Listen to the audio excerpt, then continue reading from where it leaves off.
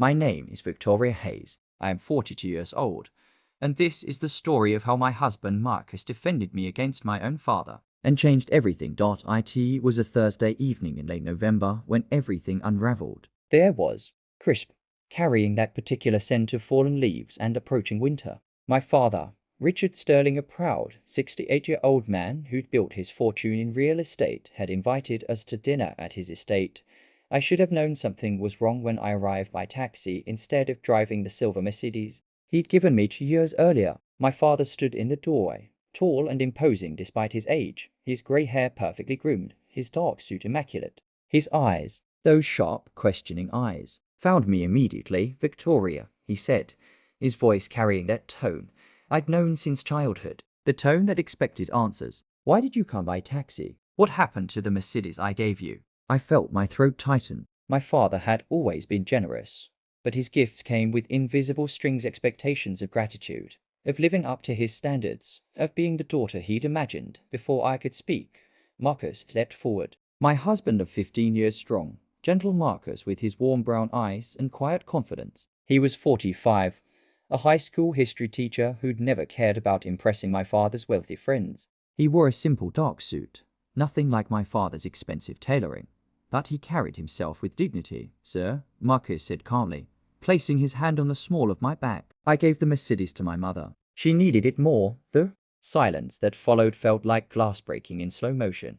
My father's face darkened. "You gave away my gift to your mother?" "That car was for Victoria, not for somewhat, sir," Marcus interrupted, his voice still calm but firm. "My mother is 73 years old. She's been taking 3 buses to get to her job at the community center where she volunteers. Her old car finally died last month. Victoria and I discussed it, and we agreed. My mother needed reliable transportation more than we needed a second luxury car." I watched my father's jaw clench. Richard Sterling was not a man accustomed to being challenged, especially not by the son-in-law he'd never quite approved of. Marcus didn't come from money. He didn't play golf at the country club. He didn't understand the importance of appearances. "That car cost $70,000, my father said coldly. "I know," Marcus replied. "And now it's helping someone who spent 40 years working 2 jobs to raise 3 children alone after my father left. Someone who taught me that generosity isn't about grand gestures.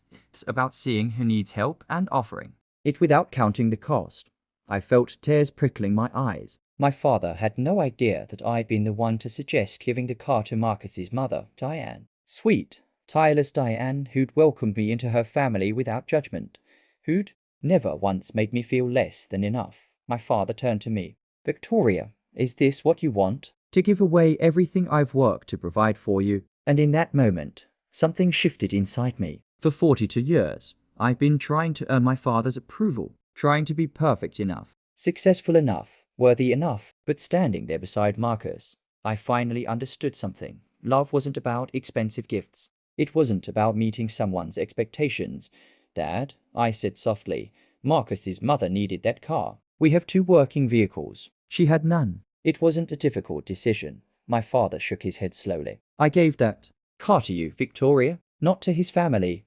"No," I said, my voice growing stronger. "You gave it to me. And I chose to give it to someone who needed it more. That's my right. That's my choice." What happened next surprised us both. My father was silent for a long moment. Then he turned and walked into his study. Marcus and I exchanged worried glances. Minutes passed. When my father emerged, he was holding something, a small wooden box I'd never seen before.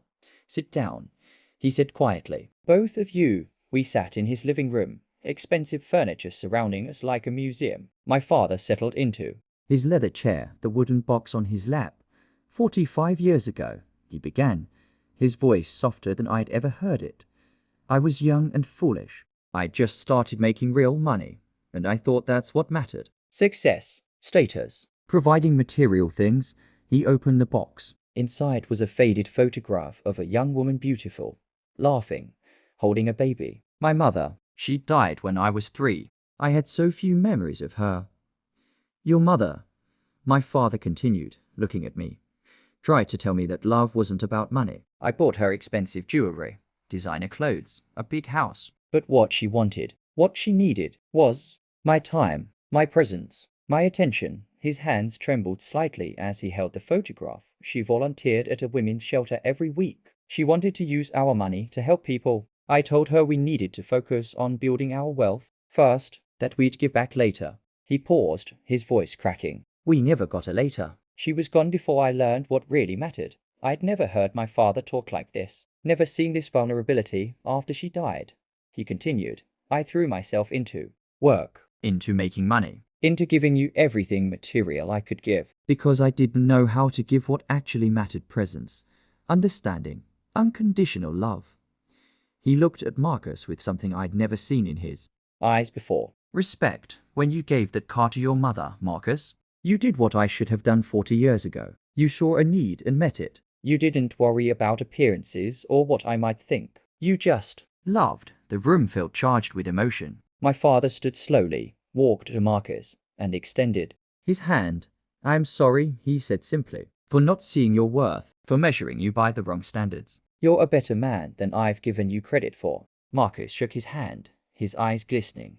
But the story doesn't end there. 2 weeks later, something unexpected happened. My father called me to his office downtown, the corner suite with floor-to-ceiling windows overlooking the city. I've been doing some thinking, he said when I arrived. About legacy, about what I want to leave behind. He slid a folder across his mahogany desk. I'm establishing a foundation, he explained.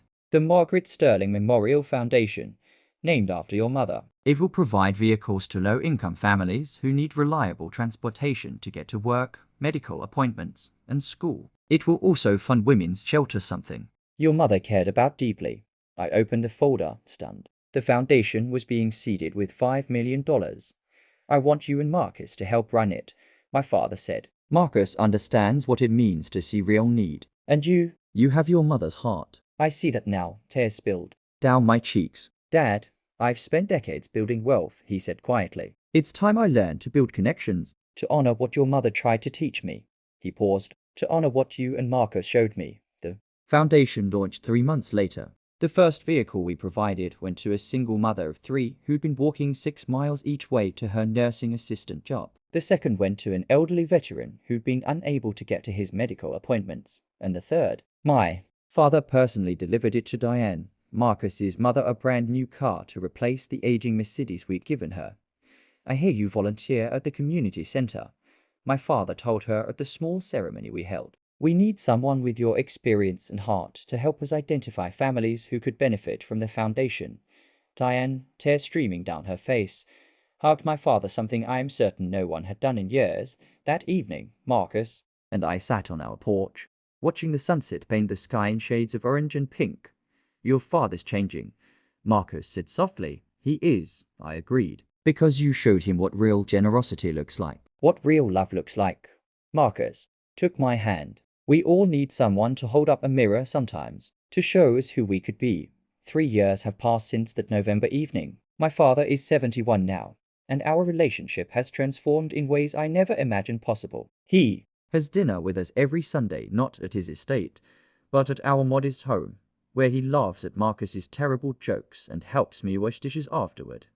The foundation has provided vehicles to over 200 families. My father volunteers there twice a week, and I've watched him form genuine friendships with people he would have overlooked before, people who've taught him that wealth isn't measured in dollars, but in connections, in purpose, in love, freely given. Sometimes I think about that Mercedes, the one that started everything. It was just a car, metal and machinery, but it became a bridge between pride and humility, between appearances and authenticity, between the father I'd known and the man he was capable of becoming. Marcus still teaches history. My father now attends his school events, beaming with pride over his son-in-law who shapes your minds rather than bank accounts. And Diane, she's become like a second mother to me, and my father treats her with a respect and warmth that fills my heart.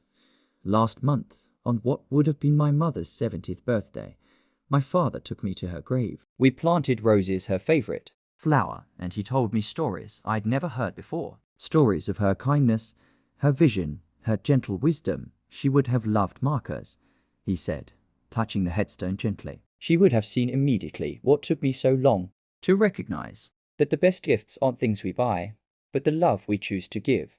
As we stood there in the quiet cemetery, I realized something profound. This story isn't really about a car. or even about my father's transformation. It's about second chances, about how it's never too late to choose love over pride, connection over appearances, generosity over accumulation. My father had spent decades trying to fill the void my mother left with material things. But in the end, it was a simple act of kindness, Marcus giving away that Mercedes that cracked open his heart and let the light back in. We're all capable of change. We're all capable of learning that what matters isn't what we own, but who we love and how we love them. It just takes courage to admit when we've been wrong, and humility to learn from those we've underestimated. That's the wisdom I carry now. That's the legacy I'll pass on. Not wealth or possessions, but the understanding that true generosity, the kind that transforms lives, begins when we stop counting the cost and start seeing the need. And sometimes it takes losing a Mercedes to find what really matters.